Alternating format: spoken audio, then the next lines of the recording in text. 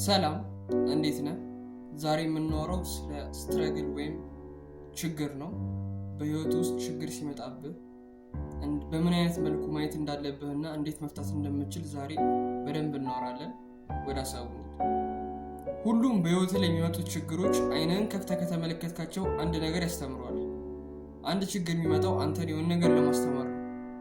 ግን እሱን የምታውቀው አይንህን ከፍተህ ስትመለከት ነው እንጂ ችግርን እንደ ችግር ከቆጠርከው ያው ችግሩ ነው ይቀራል ማለት ነው።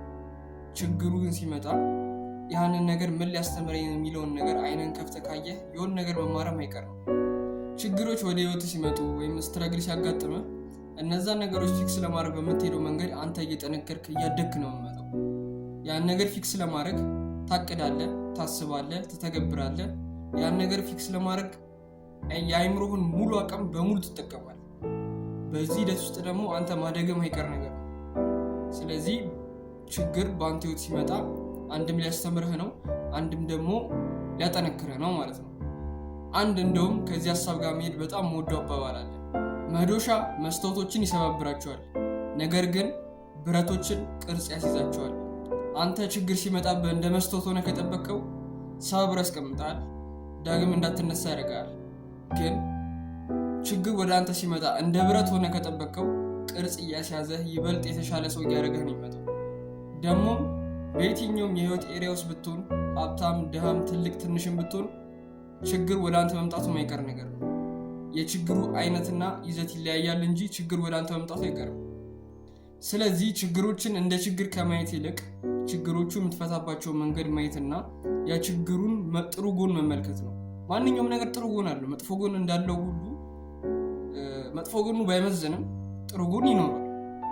አንተ ማየት ያለብህ ያን ችግር ለመፍታት ጥሩ ጎኑንና ያንን ችግር መንባረግ ፊክስ ላደርገው እችላለሁ የሚለውን ነገር ብቻ ነው ማየት ያለብህ እና ያ ችግር ሊያስተምር የሚፈልገውን ነገር መመልከት ነው ያለብህ። ችግሮችን ደግሞ እንዴት ልፈታ እችላለሁ ልትለኝ እንችላለን። ለዚህ ደግሞ መልስ ብዬ የማስበው ነገር እኔንም የረዳኝ ወይም ደግሞ እኔም ተጠቅሜው ውጤታማ ያደረገኝ ነገር ችግር ወደ አንተ ሲመጣ ወይም አንድ ስትረግል ወደ አንተ ሲመጣ ካልም መሆን አለብህ። መጀመሪያ መረጋጋት አለብህ። በደነገጠ አይምሮ ምንም ልታረግ አትችልም። በተበጠበጠ አይምሮ ምንም ልታረግ አትችልም። ያንን ችግር ይበልጥ ወደ ሌላ ነገር ታገዝፈዋለህ እንጂ ምንም የተሻለ ነገር አታመጣም። ለዛ መጀመሪያ መረጋጋት አለብህ። ተረጋግተህ ያንን ችግር ማሸነፍ የምትችልባቸውን መንገዶች በመረጋጋት ማሰብ አለብህ። ሌላኛው ደግሞ ያ የመጣብህን ስትረግል ቀለል አድርገህ ማየት አለብህ። ነገሩን ትልቅ ካደረከው ካንተ በላይ ትልቅ ይሆናል። ስለዚህ ያን ነገር ማፍረስ እንደማችለው ወይም ማሸነፍ እንደማችለው ታስባለህ ማለት ነው። ስለዚህ መሆን ያለበት ነገሩን ቀለል አድርገህ ማየት ነው። ማሰብ ያለብህ አንተ ከዛ ችግር በላይ መሆንህን ወይም ደግሞ ከዛ ችግር ከላይ መሆንህን ወደ ታች እያየሁ እንደሆነ መመልከት ያለብህ እንጂ አንተ ከስር ሆነ ችግሩን ወደ ላይ እንደምታየው አድርገህ ካሰብከው መቼም አትፈታው። ምክንያቱም ከአንተ አቅም በላይ እንደሆነ አድርገህ አይምሮን ታሳምነዋለህ። ስለዚህ ያን ችግር ለመፍታት ብዙ ጊዜያት ብዙ ጉልበት ከናካቴው ላፈታውም ትችላለህ። ስለዚህ መጀመሪያ ማሰብ ያለብህ ከዛ ችግር በላይ መሆንህን ማወቅ አለብህ። ከዛ ችግር የበላይ መሆንህን መረዳት አለብህ። ስለዚህ አንተ ከችግሩ በላይ እንደሆን ካስብ በተረጋጋ አእምሮ ነገሮችን ለማድረግ ሞክር። ይመጣብህን ስትረግል ቀለል አድርገህ አስበው። ያን ስትረግል ትፈታዋለህ።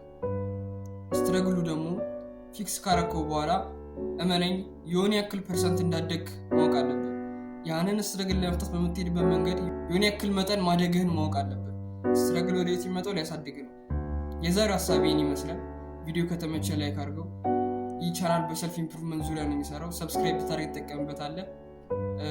ሀሳብ አስተያየት ካለ ኮሜንት ላይ ታስቀምጥልኝ፣ ደስ ይለኛል። አነበዋለሁ።